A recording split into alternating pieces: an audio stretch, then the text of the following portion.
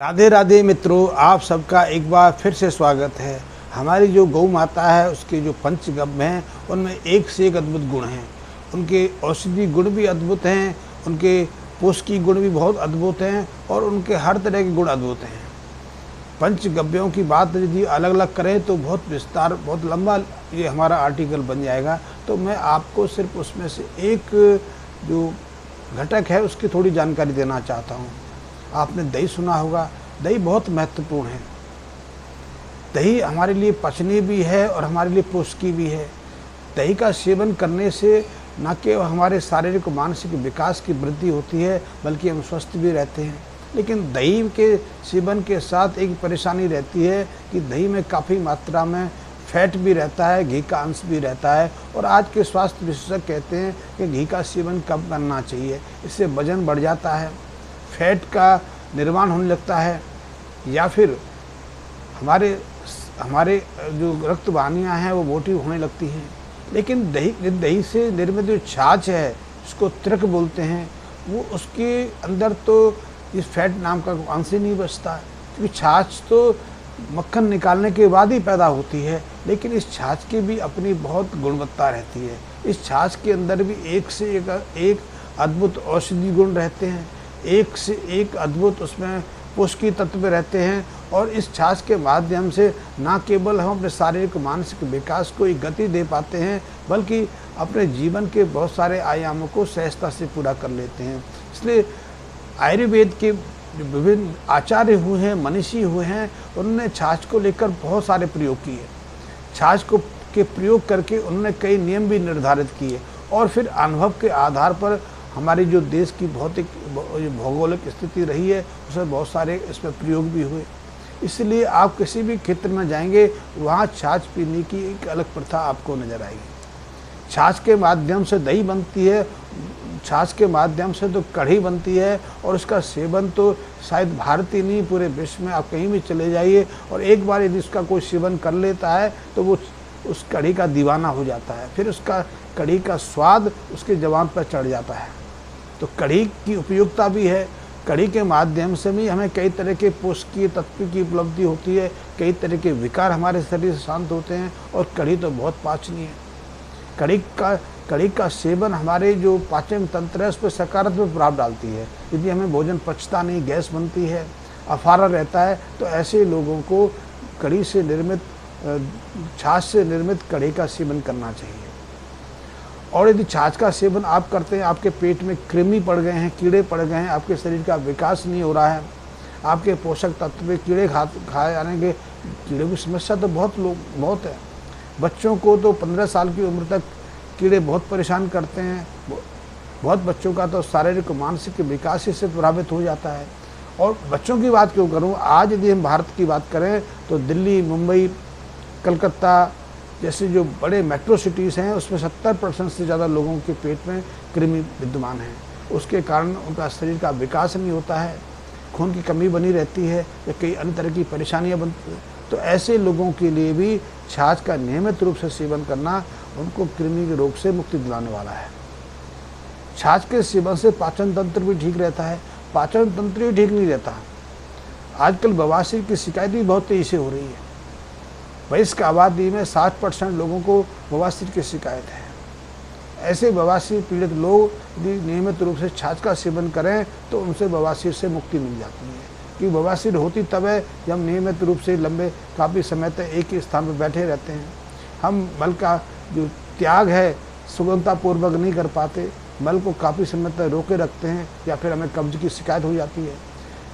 हमारे पेट में पड़ा हुआ मल खुश्क होने लगता है, तो उससे एक समस्या पैदा होती है जिसको कहते हैं पाइल्स, बवासीर। जब बवासीर गंभीर अवस्था लेती है तो जलन होती है, पीड़ा होती है, वो असहनीय बन जाती है और फिर हमारे रेक्टम के ऊपर, गुदा मार्ग के ऊपर 2 गांठें निकल आती हैं। उनको हटाना पड़ता है, उनको कटवाना पड़ता है। तो इस बवासीर की समस्या से बहुत लोग त्रस्त हैं। यदि आप मदिरापान करते हैं या किसी नशे का सेवन करते हैं, नियमित रूप से शौच नहीं जाते, तो निश्चित रूप से आप समझ लीजिए कि आपको बवासीर होनी है। शुरुआत में बवासीर इतनी पीड़ादायक नहीं होती, लेकिन जब जो हमारे गुदा मार्ग पर गांठें बन जाती हैं, इनको हेमोरॉइड्स कहते हैं, वो फटने लगती हैं तो उनसे रक्तस्राव भी होने लगता है, फिर हमारे अंदर खून की कमी आ जाती है, फिर वही समस्या आगे चल के जख्म का रूप ले लेती है, फिर बवासीर कई बार भगंदर में कन्वर्ट हो जाता है, फिस्टुला में बदल जाता है। और फिस्टुला एक ऐसा घाव है इसके दो मुंह होते हैं, एक गुदा के अंदर, एक गुदा के बाहर, और बहुत पीड़ा देता है।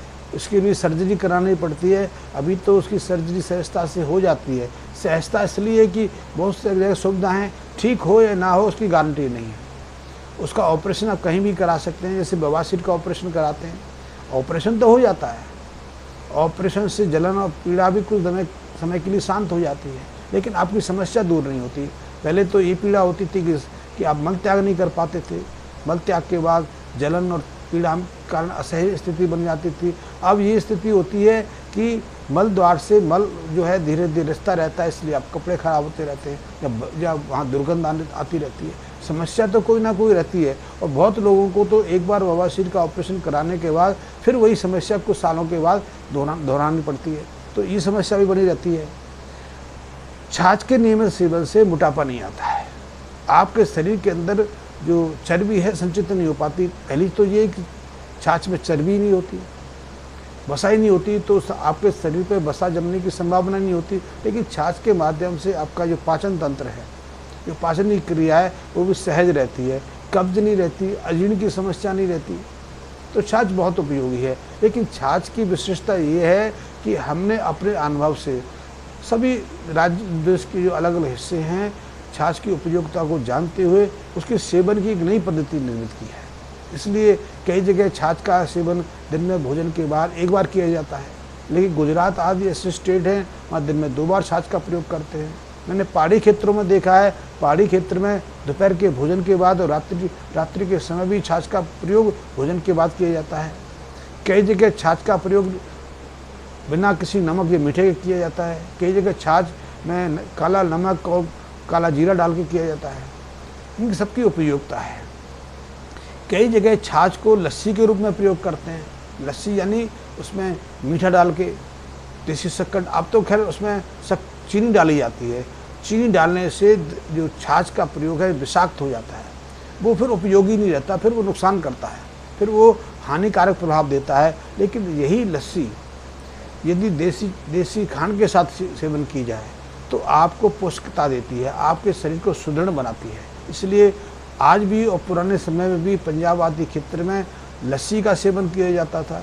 फिर वहाँ लस्सी में थोड़ा से उन्होंने प्रयोग ऐसे कर लिए कि लस्सी को उन्होंने असाध्य बना लिया। जैसे पहला प्रयोग तो यही कर लिया कि लस्सी के निर्माण के समय बर्फ़ का प्रयोग करने लगे, उन्होंने परस्पर चीनी का प्रयोग शुरू कर दिया।